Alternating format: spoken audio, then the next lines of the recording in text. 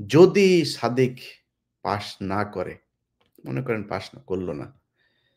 ছাত্র শিবিরকে এইটুক সন্তুষ্ট হইতে হবে যে ছাত্রলীগ আর আওয়ামী লীগ যেভাবে আপনাদেরকে ক্যাম্পাসে ঢুকতে দেয় নাই, নিষিদ্ধ করে রেখেছিল, ছাত্রদল অন্তত সেই সুযোগটা আপনাদেরকে দিয়েছে।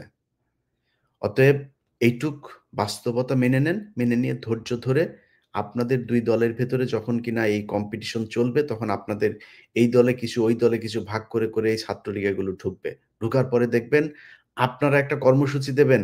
সেই কর্মসূচিতে ও তো ছাত্রলীগ করে। ওর মাথায় আছে ওই পারে হইলো ও এখন ছাত্র দলের পক্ষে আছে, ওই পারে আছে হইলো ছাত্র শিবির। ওরে তো ছাত্র শিবির পাইলে ওরে পিটাইতে হবে, বেদম পিটায় মেরে ফেলতে হবে, কোপাইতে হবে। ও কোপাবে। দোষ যাবে হচ্ছে ছাত্র দলের উপর। ছাত্র শিবির তখন সেটার প্রতিশোধ নিবে। ছাত্রদল আমাদেরকে, ছাত্র শিবির প্রতিশোধ নেবে। ছাত্রদল আরেকজনকে মারার জন্য ঘুরবে। চেষ্টা করবে, হয়তো সফল হবে। এভাবে চলবে। একটার পর একটা ঘটনা ঘটতে চরম মুহূর্ত যাবে। তখনই আপনাদের ২ দলের ভেতরে এই ভাঙন তৈরির ফাঁকে আওয়ামী লীগ আবার ঢুকবে। সো সেই সুযোগ আসলে আ করা যাবে না। হইতে দেওয়া যাবে না। আপনাদের সবার কাছে অনুরোধ থাকবে কালকে যেই নির্বাচন হবে সেই নির্বাচনে গত কয়েকদিন ধরে সেনাবাহিনী তাদের গোয়েন্দা সংস্থা দিয়ে এই যে আজকে আপনি নিউজে দেখেছেন যে ওই লাশ পোড়ালো। লাশ পোড়ালো আসলে বাংলাদেশের কোনো মানে সলিড ইসলাম যারা পালন করে, কোনো মানে বিকৃত রুচির মুসলমান ছাড়া কেউ কোনোদিন আরেকজনের কবর থেকে যায়া লাশ তুইলা এনে তারপরে পোড়াবে না।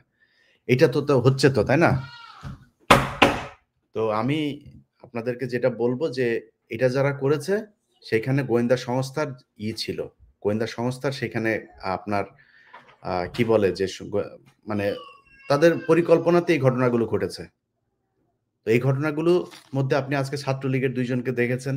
এরকম এই কয়দিন ধরে যত ধরনের কাজ করা হচ্ছে, ততদিন ধরে এই এই যতগুলো ঘটনা ঘটেছে এখানে ডিজিএফআই এগুলোর সাথে জড়িত এবং দেশকে বিশৃঙ্খলা এবং একটা একটা একটা উচ্ছৃঙ্খল পরিস্থিতির দিকে ঠেলে দেওয়ার জন্য যা প্রয়োজন ডিজিএফআই তার সবকিছু চালিয়ে যাচ্ছে এবং এটার মূল হোতা হচ্ছে এই আওয়ামী ওয়াকার। সো তাদের ব্যাপারেই থাকতে হবে। যথার্থ যথাসংখ্যক পুলিশ মোতায়েন করা হয়েছে। সো এখানে আর্মির গোয়েন্দা সংস্থা-টংস্থার এগুলোর ব্যাপারে পুলিশকে বলব তৎপর থাকার জন্য।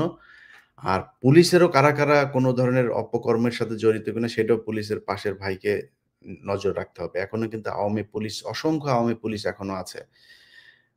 খোদা বক্স আর হচ্ছে আইজিপি ২ জনে মিলে এখন পর্যন্ত পুলিশের সেই রিফর্ম করতে পারে নাই। সেই পরিমাণে সংখ্যক যারা এতদিন চাকরি পায়নি তাদেরকে তারা চাইলে পুলিশে ঢুকাইতে পারত। ঢুকায় নাই। এখনো অনেক পুলিশ আছে তারা এই স্বৈরাচারের দোসর, স্বৈরাচারের হয়ে কাজ করেছে তারা আছে।